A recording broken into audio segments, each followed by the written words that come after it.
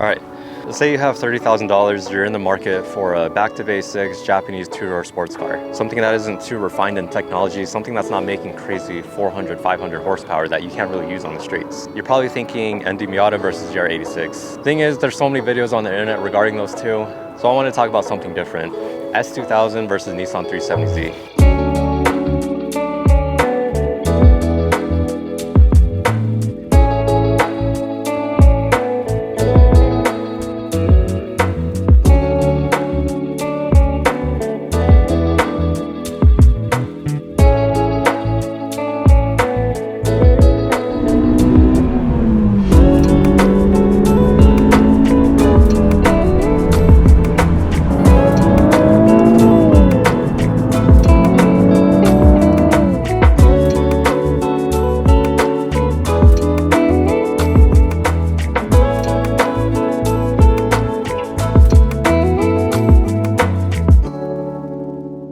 It's kind of crazy how there's not much video comparison regarding these two. And I'm pretty sure these cars are attracting the same buyer. On paper, it's actually quite similar than you think. You know, on one end, you have that classic two-door roadster, top-down experience, high revving, VTEC streaming Honda machine.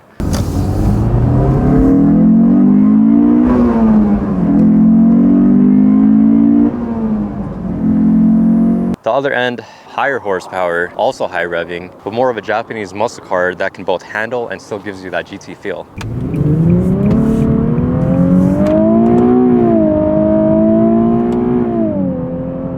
So which of these Fast and Furious icons are you taking for $30,000? My name is Nate. I've actually lived with both of them, so let me break it down for you in this video.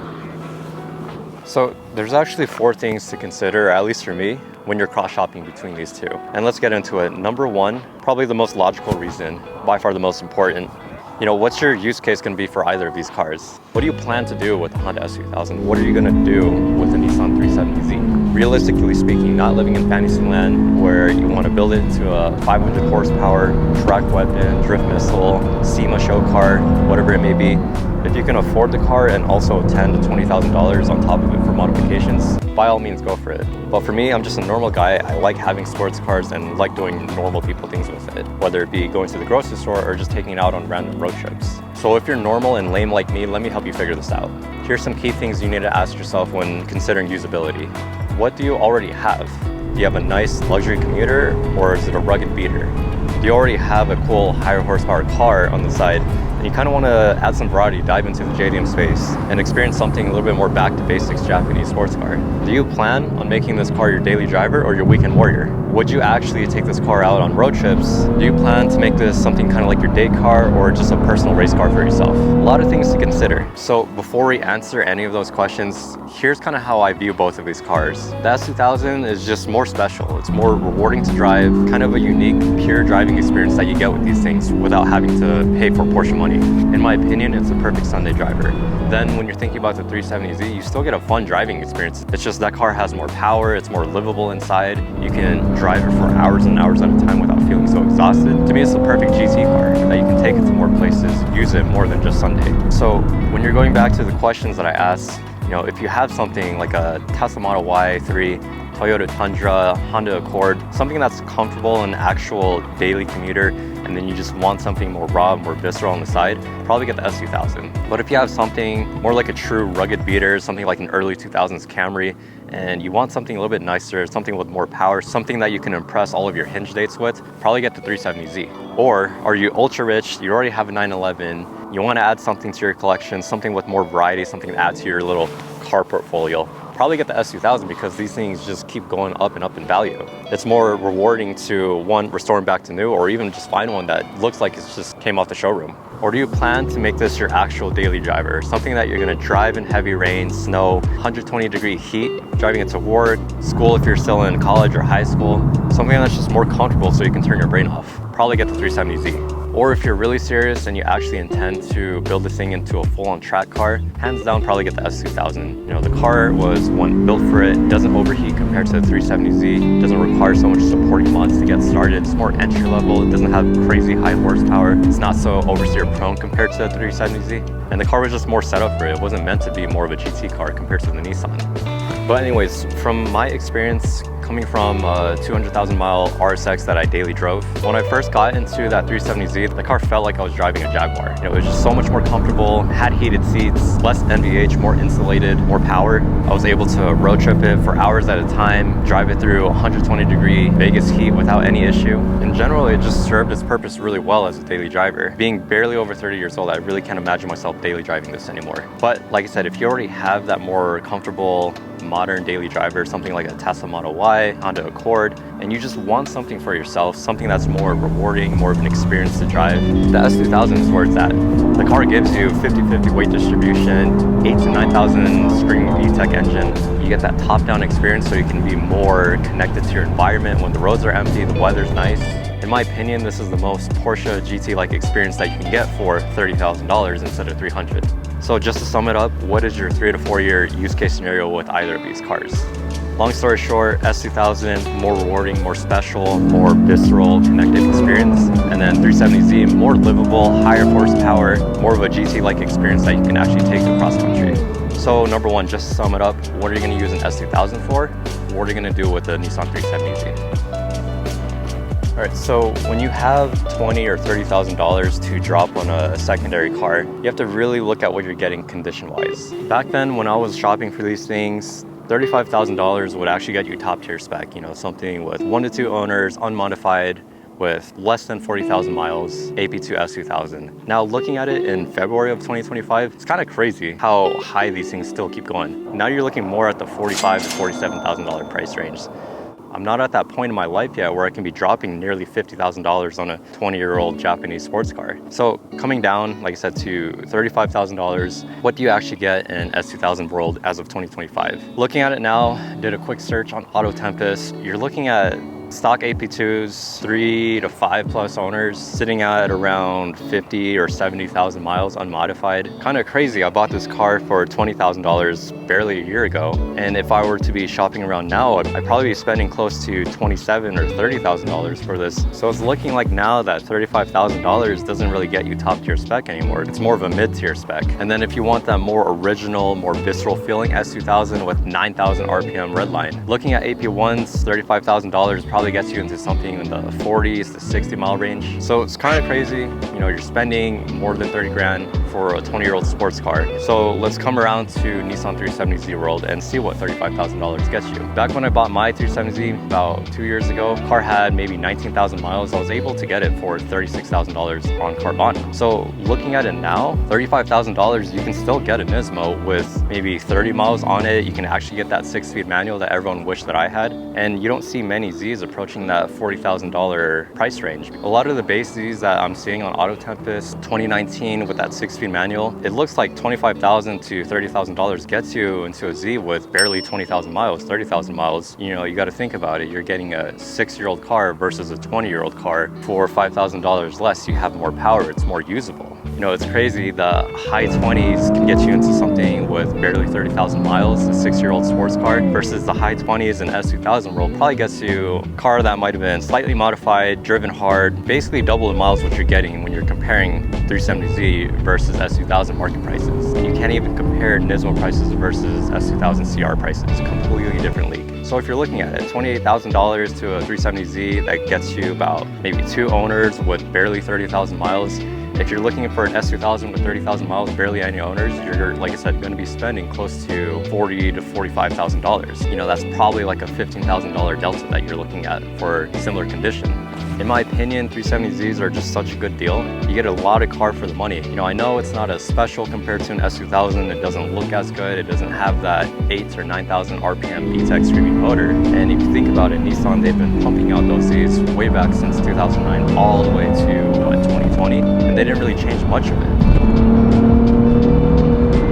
But also, the S2000 was being produced for nearly a decade and people were getting sick of it towards the end because, you know, it's been largely unchanged. Look where they're at now. But you got to think though, S2000s, they just carry so much hype. There's much more of a special factor compared to a 370Z. You know, as much as you may think that the S2000 market is overinflated, people are still going to keep buying it. So Who knows, maybe it'll just keep going up, maybe it'll come down. Maybe the Nissan 370z market will one day go up, or maybe it's just gonna stay in that mid 30s to upper 20s price range. You know, in the low 20s in 370z world, you can get yourself into a car with barely 50,000 miles, maybe a few owners, stock unmodified, versus low 20s in S2000 world. For sure, you're gonna be looking at, you know, 120,000 miles, probably about 4 or 5 owners, may or may not have been modified, definitely driven hard. So just in summary, the way I see it, 370Zs are just such a great value. Everyone's sleeping on them. You know, it's not really hitting that JDM vintage category. So I feel like now is a great time to be picking these things up. And then in S2000 world, you keep thinking to yourself how overpriced it is. And then you come back to the market about a year later and it just goes even higher up.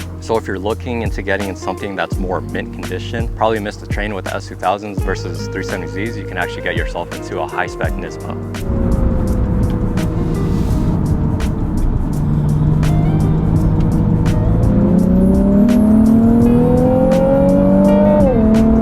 So to sum up my number 2 point, when you're cross-shopping between these two, you got to look at what $35,000 is getting you in S2000 or $35,000 gets you in 370Z.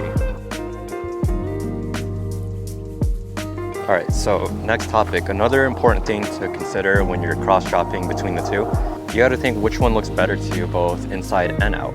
And this is where it gets so subjective, because no matter what I say, everyone's gonna have their own opinion on what they think looks better. And that's perfectly fine, everyone can have their own opinion. I always think that, you know, choose a car that suits your style the most. So let's start first with the interior of these things. Starting first with the Honda S2000, it's as very basic as you get. You got a ton of hard plastics everywhere, unusable square-shaped cup holder. The seat bottoms in these things are very known to rip. But then looking past that, you actually get a digital gauge cluster, which was actually inspired by Ayrton Senna's F1 car when he was racing for Honda, which is pretty cool if you ask me. You get a nice small diameter steering wheel because if they made it large, the fact that you can adjust it would be pretty hard to get in and out of, especially if you have thick quads.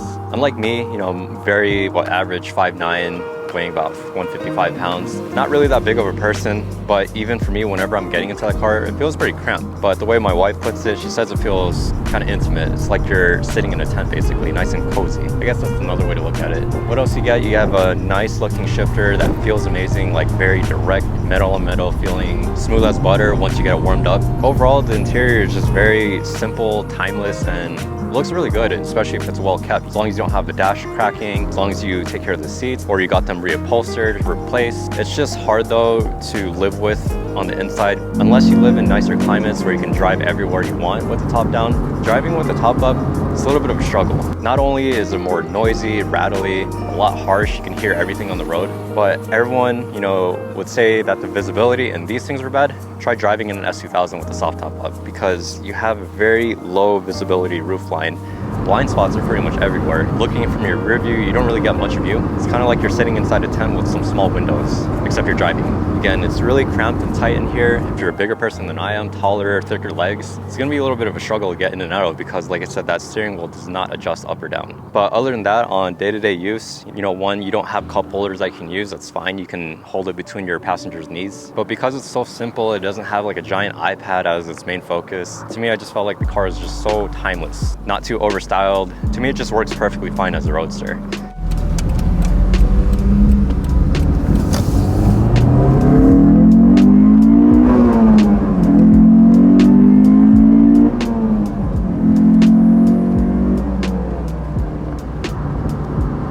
All right, so moving on to the 370Z's interior. Everyone on the internet will have you believe that these things are so dated inside. To me, I don't know, it doesn't really matter. You know, what would you rather have, a giant iPad in the center or a giant tablet as your gauge cluster?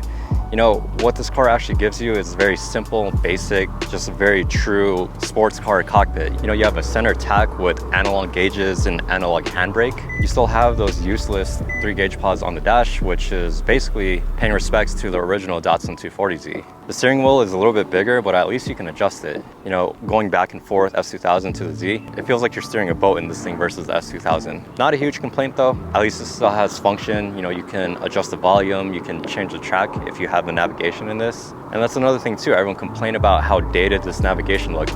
At least I'm able to look at the songs or, you know, change the track with buttons on my steering wheel instead of looking down at my phone and having to do it. So for 2019, sure, you can say it's dated, but honestly, I feel like this thing will age pretty well. And it was just a huge leap forward when you're comparing it to the 350Z. 350Z had hard plastics nearly everywhere. This one has a little bit more softer plastics and leather on like the places that you contact the most. And you have leather seats with Alcantara inserts.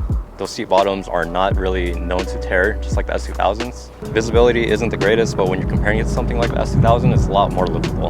And if you get this as a coupe instead of a soft top, it's so much more livable inside. You know, you're more insulated from your surroundings. You can drive it in 120-degree Vegas heat without any issue. Drive it throughout the rain without worrying about leaks. To me, it's just like the perfect GT cruiser. And then if you're able to swing the Nismo trim, you actually get these really nice Recaro bucket seats. So like I said, at $35,000, the interior has a lot to offer in these cars. Everyone, like I said, would always complain about how dated it is, but honestly, it just has everything that you need. Very basic, classic sports car cockpit. In my opinion, these things will age a lot better compared to those giant tablet gauge clusters that you see in most modern cars.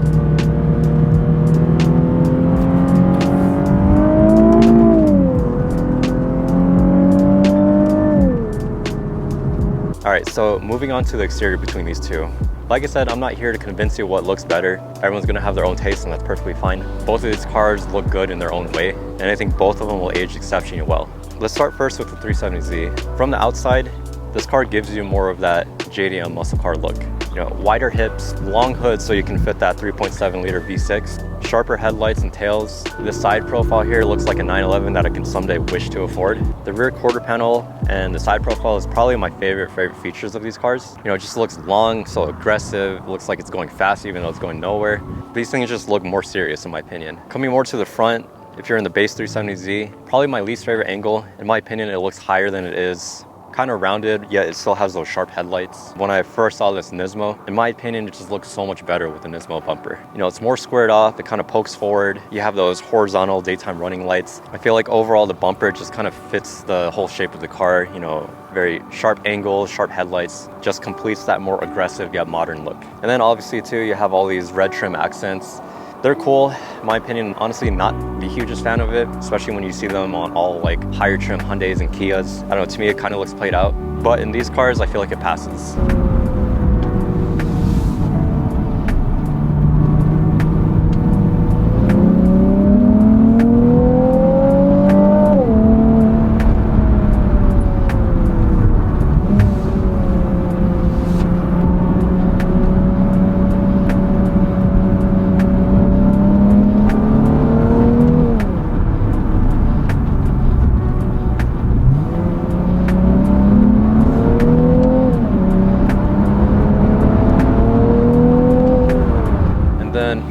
To the Honda S2000, you know, what else is there to say about it? The thing looks beautiful, like timeless, classic JDM roadster, something that everyone, as long as they're a car enthusiast, they'll give you a thumbs up. Probably the most widely appreciated car from my experience. And I'll never get tired of seeing them on the road, especially when they're just mint, untouched, looks like it just drove out of the showroom. Those cars are basically the only car that I like more as a convertible. Overall, I don't even like convertible cars. I feel like it kind of looks weird in my sense. I feel like it's more of an afterthought, but in the S2000, it just looks so right. Any angle that you look at in that car just looks so good. You got the side profile with the top down, front end, rear quarter panel, front quarter panel, any angle just looks good. In my opinion, that car is just so photogenic. It's so easy to shoot, especially, you know, no matter what setting you put it in, whether it's industrial, nature. It's crazy. Even when it's left stock, it just looks so amazing to me. Every time I see it out on the road, I get excited, especially when it's well kept. Like I said, whenever I'm taking the S2000 out, every other day I'm driving it, I'm always getting a thumbs up. You know, whether it be Volkswagen Jetta, some Audi SUV, or even some lifted Tundra. That car just gets like widespread appreciation. So you can probably clearly tell which one I think looks better. From the outside, S2000 hands down. To me, it just looks more timeless, more simple, something that I'll never get tired of. 370Zs, not saying that it looks boring in comparison, but you know, with this car, it still looks cool too. It's modern, aggressive. They kept the shape for the last, 10 years? And I still get stoked whenever I see these things out on the road. But from the inside, has to be the 370Z. It's just more modern, more comfortable, more livable, something that you can actually take your date out on. Overall, more functional and better as a GT car, something that you can take out on longer road trips, driving it for like hours at a time without feeling so fatigued.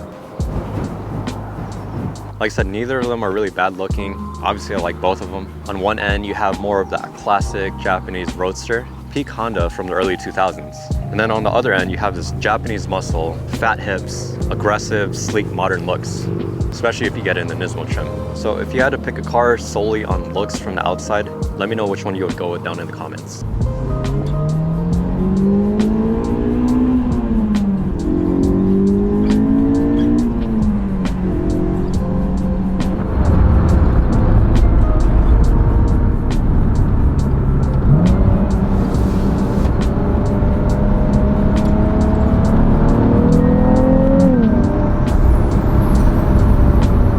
Alright, so point number 4, something that you need to consider when buying these two. Let's go ahead and recap real quick since we're at our last point.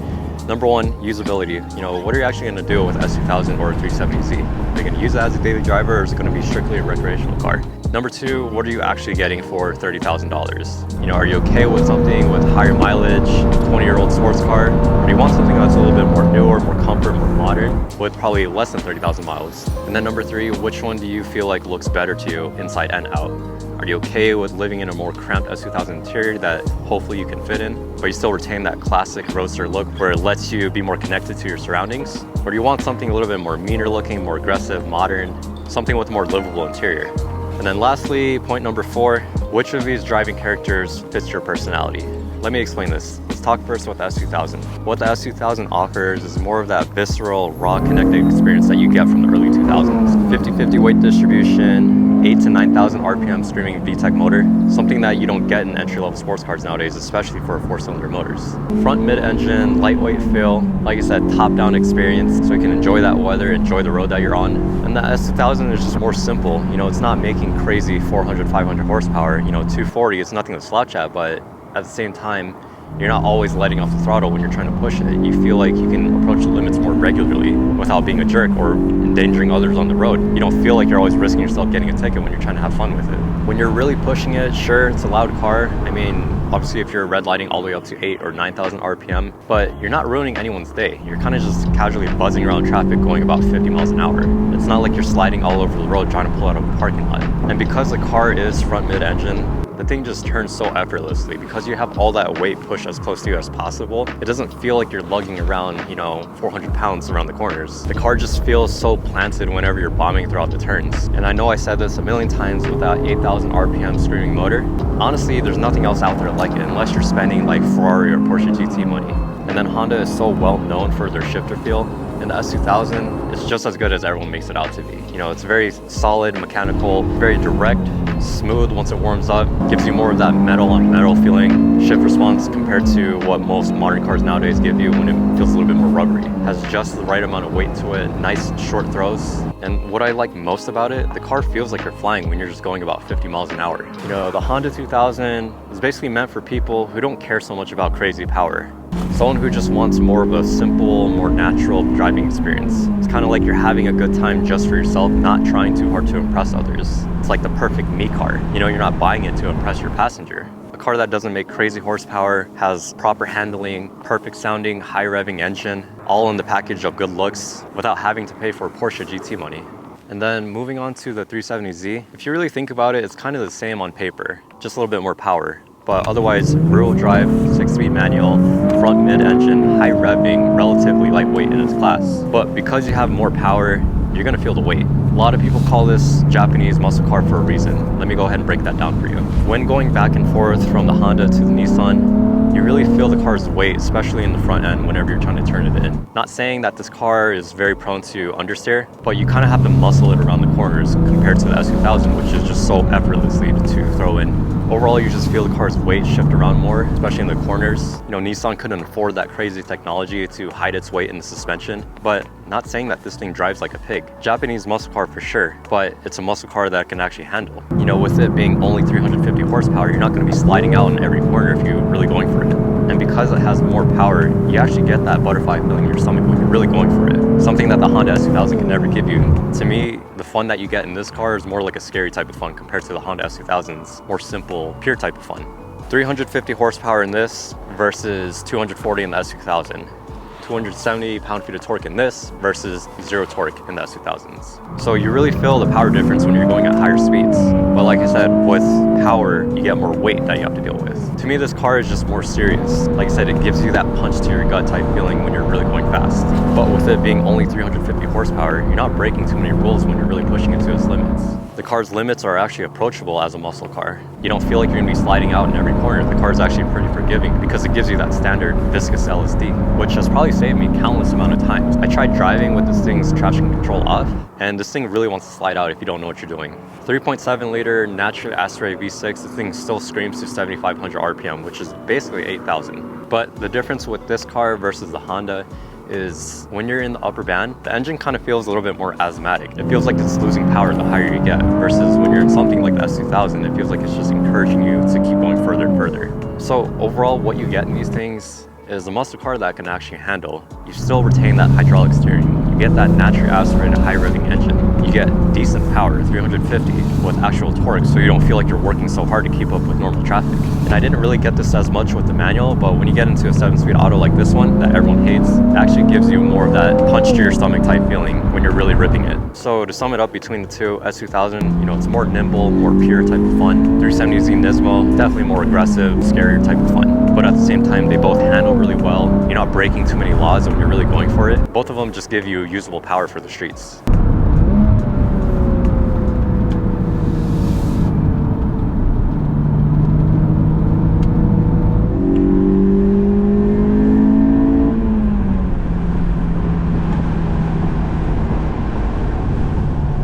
Alright guys, congratulations, we made it to the very end. 4 things to consider when you're cross-shopping between an S2000 and a 370Z. You know, sure, I could have summed all of this up in a 30-second TikTok video, but you're not like that. You don't have an attention span of a squirrel. I just wanted to share more of my personal experience, all of my thoughts. That way it can kind of help you make your decision when you're cross-shopping these things. You know, why would anyone buy an overpriced 20-year-old Honda? Why would anyone buy a 370Z again after they already had one for about 5 or 7 years? Long story short, I just love both of these things, and I feel like they have their own unique special character to it. Both of them have their pros and cons, and if you were to ask me which one would I sell first or which one I'd keep longer, it's kind of a tough decision. But let's go back to my questions. Number 1, usability. If I needed a fun car that can also do the grocery shopping and the road trips, it had to be the 370Z. I feel like you can just do so much more with it. Especially living in Vegas too, you can drive it during the day without feeling like you're sweating inside of a tent compared to the S2000. And then price-wise, looking at the market now, again, 370Z hands down is the better value. $35,000 gets you so much of the 370Z compared to the S2000. Like I said, $35,000 for the top trim Nismo versus $35,000 gets you more of a mid-tier S2000 with maybe 60 or 70,000 miles. But you also have to look at it, if the S2000 market keeps doing what it's doing and you end up buying one of those, you're not going to lose any money out of it. If I were to buy the same S2000 in 2025, I'd probably be paying close to what, $27,000, $30,000 versus $20,000. So if you want something that's better value, 370Z hands down. If you want something that's going to appraise in value, S2000 it is. Moving on to looks, which one do I think looks better?